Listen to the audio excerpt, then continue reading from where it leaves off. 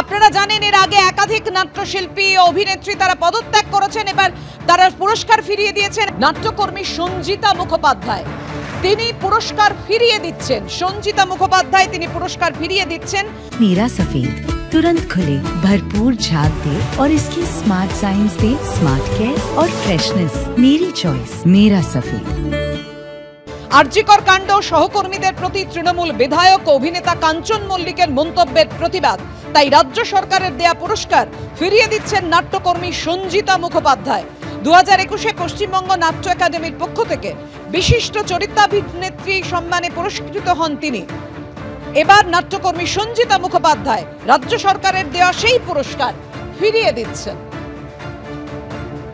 পরিপ্রেক্ষিতটা দীর্ঘ, বেশ কিছুদিন ধরেই নানা কারণেই খুবই বিরক্ত হয়ে আছি বর্তমান প্রশাসনের ওপরে। সারা রাজ্যের মানুষ, সারা পৃথিবী থেকে মানুষ রাস্তায়, একটি মেয়ের, আমাদের মেয়ের বিচার চেয়ে। তারপরে ওই আগুনে ঘি দেওয়ার মতো মাননীয় কাঞ্চন মল্লিক যেভাবে আমাদেরকে বললেন যে আপনারা কি বেতন নেবেন না, সরকারি পুরস্কার নেবেন না, নিয়েছেন তো। আর তার যা শরীরী ভঙ্গিমা সেটা এত কুৎসিত এবং কদর্য, আমার মনে হয়েছে যে আমি যেন প্রশাসনকেই দেখতে পাচ্ছি। আমি যদি প্রশাসনের চরিত্রে অভিনয় করাই কারোকে, তাহলে তিনি সেটা। স্বাধীনতা সংগ্রাম যখন হয় তখন তো বিভিন্নভাবে সবাই তাতে পার্টিসিপেট করতেন, যার কাছে যা আছে তিনি সেটা দিয়ে দিতেন, উৎসর্গ করতেন। আমার এই পুরস্কারটাও তেমনি। আমি আমার এই আগামী প্রজন্মকে আমার পুরস্কার ছেড়ে দেওয়াটা উৎসর্গ করলাম। আমরা রাস্তায় নামিনি, রাস্তায় না সোজা হয়ে দাঁড়িয়ে আছি। নামা মানে, যদি নামা হতো তাহলে, যদি নামা বলে কিছু থাকে তাহলে ওই মন্তব্যগুলো যেগুলো একের পর এক উনি করে গেছেন, তো এই যাতে নামিনি, আমরা যাতে উঠেই আছি এবং রাস্তাতেও আমরা নামিনি, আমরা নামছি না, আমরা শিরদাঁড়া সোজা রেখে দাঁড়িয়ে আছি।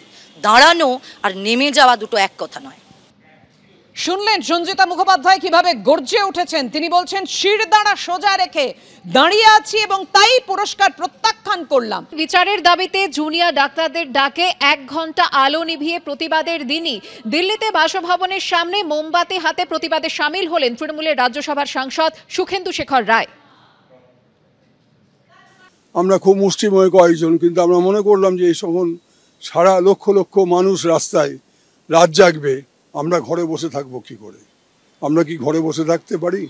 আর আমার এই গত 21 দিন ধরে বারবার মনে হয়েছে যে মেয়েটি যখন শেষ নিঃশ্বাস ছাড়ছিল, ওই রকম একটা দানবিক অত্যাচারের পরে যন্ত্রণা ভোগ করতে করতে কি কষ্ট পেয়ে মেয়েটি মারা গেছে। হয়তো